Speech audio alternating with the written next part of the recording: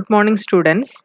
We were discussing about compaction, soil compaction, and we were discussed what is compaction, what are the objectives of compaction, and we have discussed the comparison between compaction and consolidation. Okay, and also we have seen the laboratory experiment to find out the compaction, that is standard Proctor test.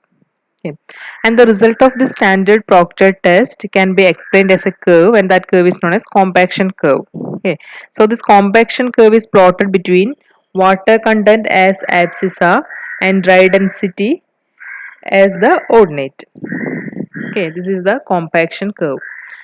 And it is observed that the dry density initially increases. The dry density initially increases with an increase in water content till the maximum density is obtained. This is maximum dry density MDD.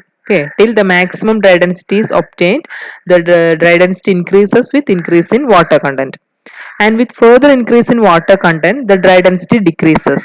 You can see from this figure, with further increase in water content, that is increasing the water content beyond optimum moisture content, the dry density decreases. Okay, and the water content corresponding to the maximum dry density is known as optimum moisture content, OMC. Okay, optimum moisture content or optimum water content.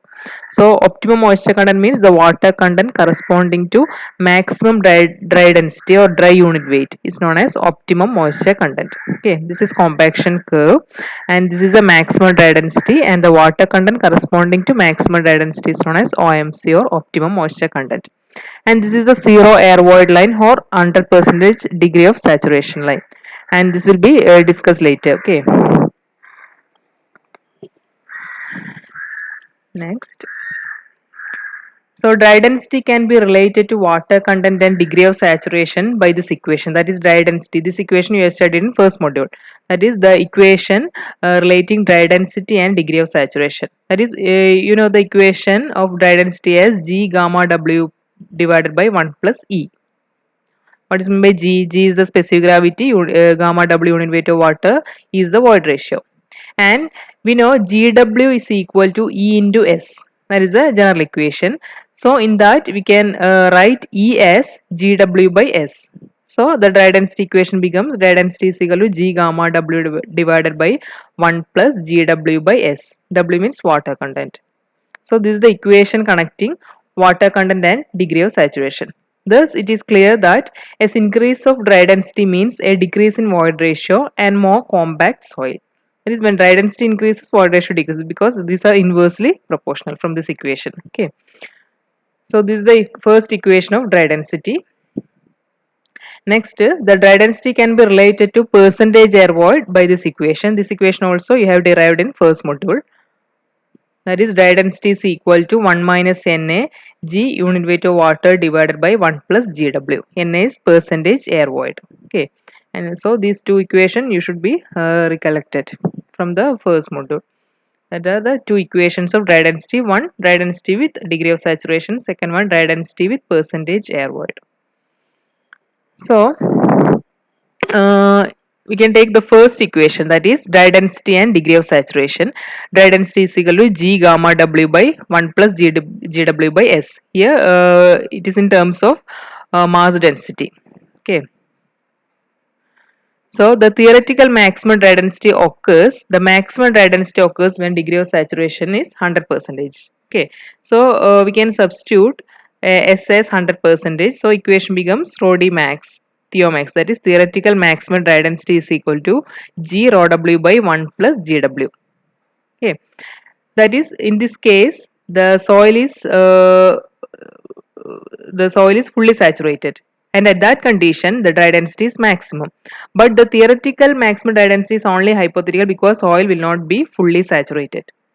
Okay, so the line indicating the theoretical maximum dry density can be plotted along the compaction curve, and this is known as zero air void line or 100% saturation line. That is the line or the curve for this equation, that is for degree of saturation 100%, and that curve is plotted in the compaction curve, and this is 100% degree saturation line or zero air void line. Okay, and the equation of this line is what, this one, that is rho d max is equal to G rho W by 1 plus GW, and this is 100% saturation line.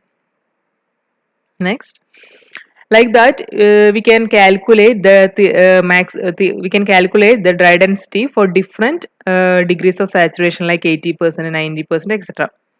That is, if S is equal to 90 percentage, what is the equation? Here S will become 90%, that is 0.9. So equation becomes G rho W by 1 plus GW divided by 0.9. Okay. Instead of drawing lines corresponding to different degrees of saturation, it is convenient to draw the line corresponding to different percentage air void. That is, instead of drawing the line for different degrees of saturation, we can also plot the line for different percentage air void. Okay, that is, this is the equation connecting dry density and percentage air void. Okay, this is the equation. And for theoretical maximum dry density, what will be the percentage air void? That will be equal to 0. That is, for maximum dry density, air void will be 0. All the air voids will be expelled out. So for maximum dry density, Na will be equal to 0. So what will be the equation here? Na can be replaced as 0. Therefore equation become G rho W by 1 plus GW. So this is the equation for zero air void line. Okay, this is the equation for zero air void line because we have substituted Na as 0. You can see that this equation is same as this equation. Okay, these two equations are same. That is 100%, when S is equal to 100%, this is the equation. When Na is equal to 0, this is the equation. That is, zero air void line and 100% saturation line are identical.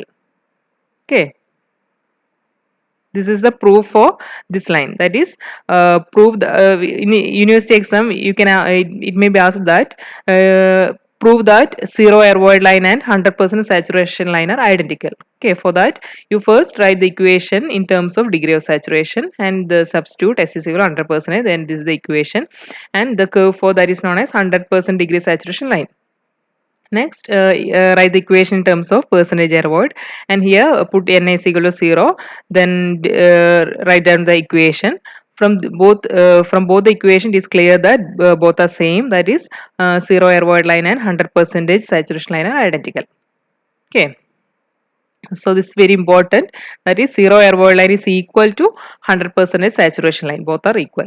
But like that, 10% air void will not be equal to 90% saturation line. That you can calculate.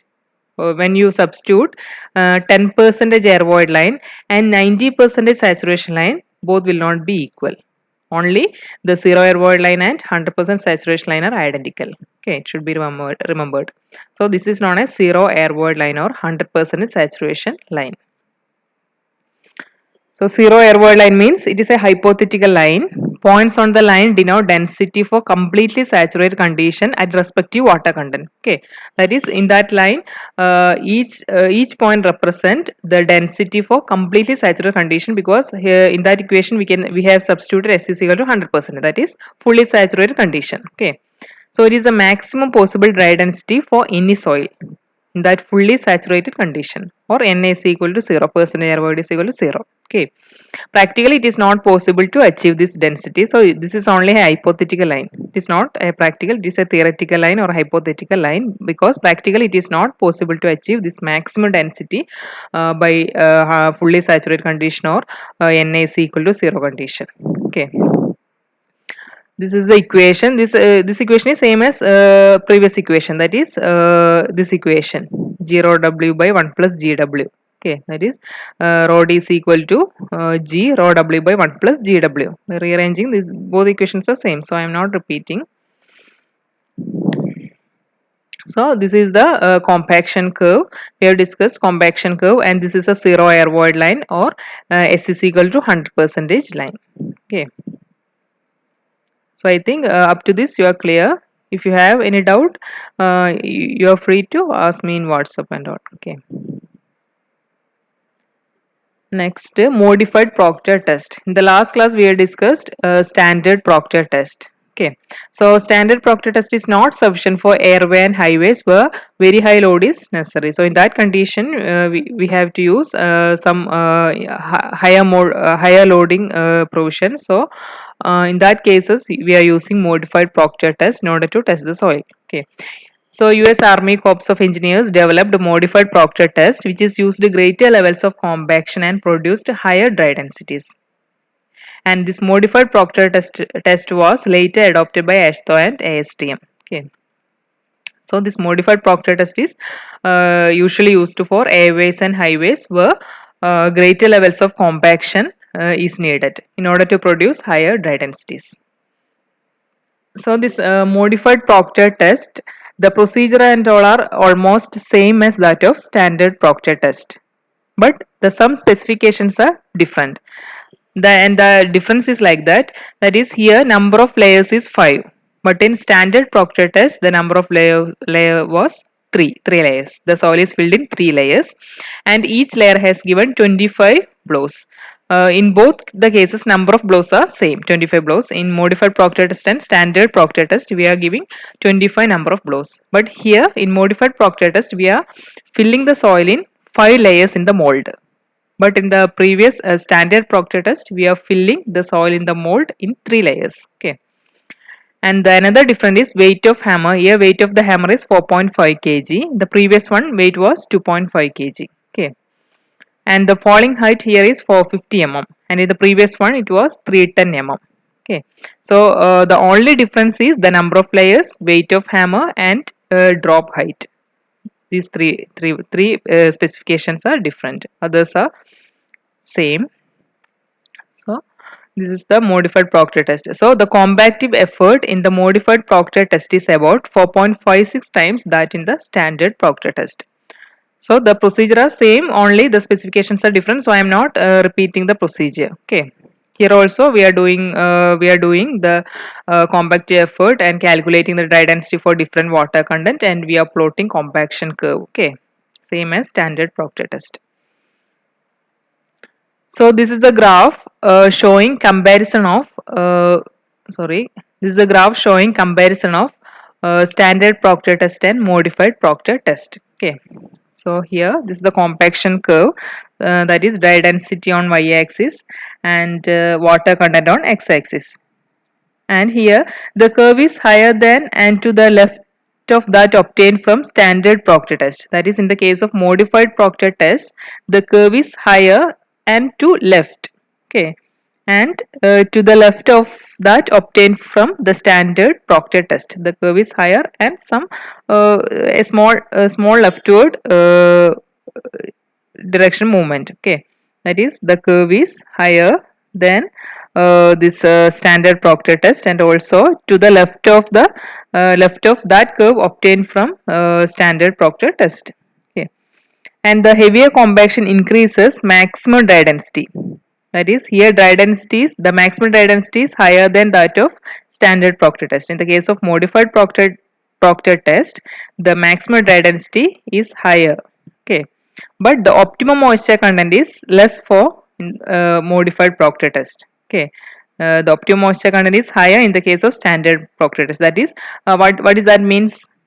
That means for smaller value of water content, the soil has attained maximum value of dry density. In the case of modified test, that is within small amount of water content, that is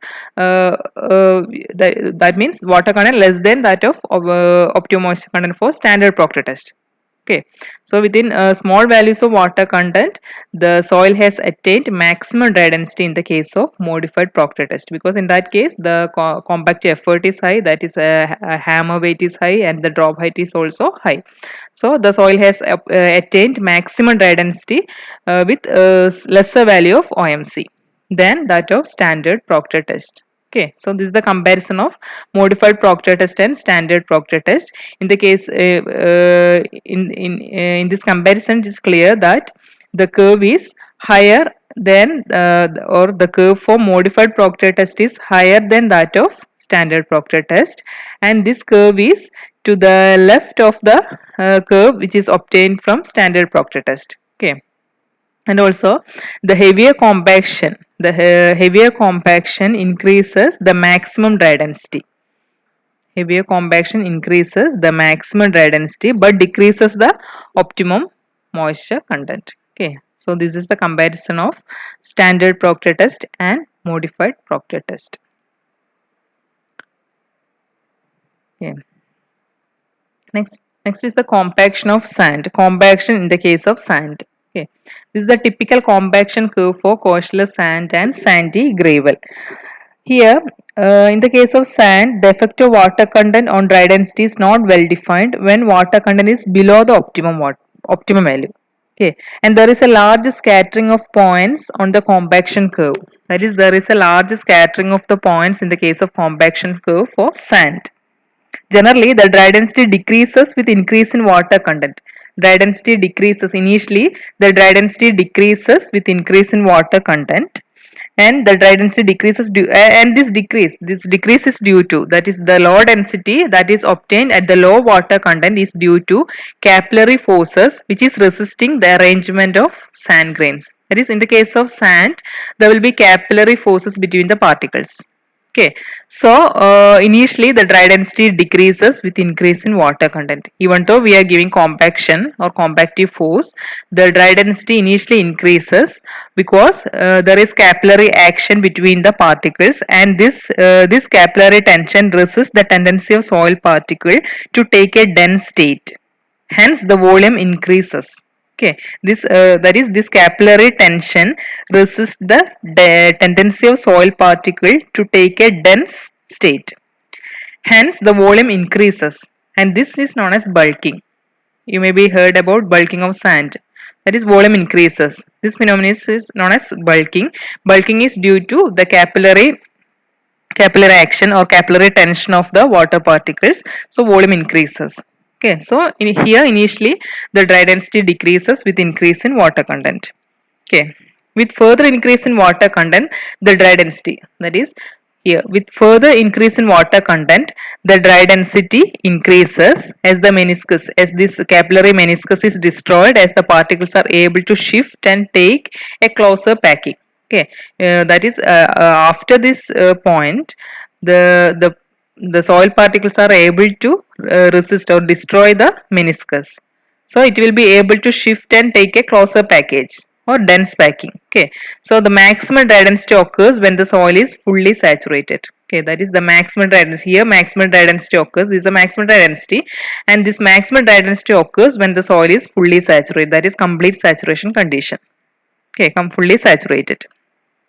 And if the water content is increased beyond this point, the dry density again decreases. That is, after this complete saturation or after the soil has attained maximum dry density, if we are again increasing the water content, the dry density decreases. Okay, so this is the variation of dry density with water content in the case of sand or sandy gravel. Okay, that is, initially the dry density decreases with increase in water content. It occurs due to the capillary action, that is, the low densities that obtained at lower water content, and it is due to capillary forces. It resists the rearrangement of sand grains to attain a closer packing. So initially the dry density decreases. Okay, then, and that point is known as bulking. Here bulking of soil occurs, bulking of sand occurs, that is, volume increases. After that, when we are increasing the water content, the dry density increases, and the dry density reaches maximum value when the sand is fully saturated, complete saturation condition. And if we are adding more water beyond this point, beyond this completely saturated point, the dry density decreases. Okay, the dry density decreases. So this is the typical compaction curve for sand. Okay, so today I'm winding up to this. You read in the textbook, that is in page number 360, 360, 361, 362. These pages you should read these topics in textbook. Okay, next topic I will cover in next class. Thank you.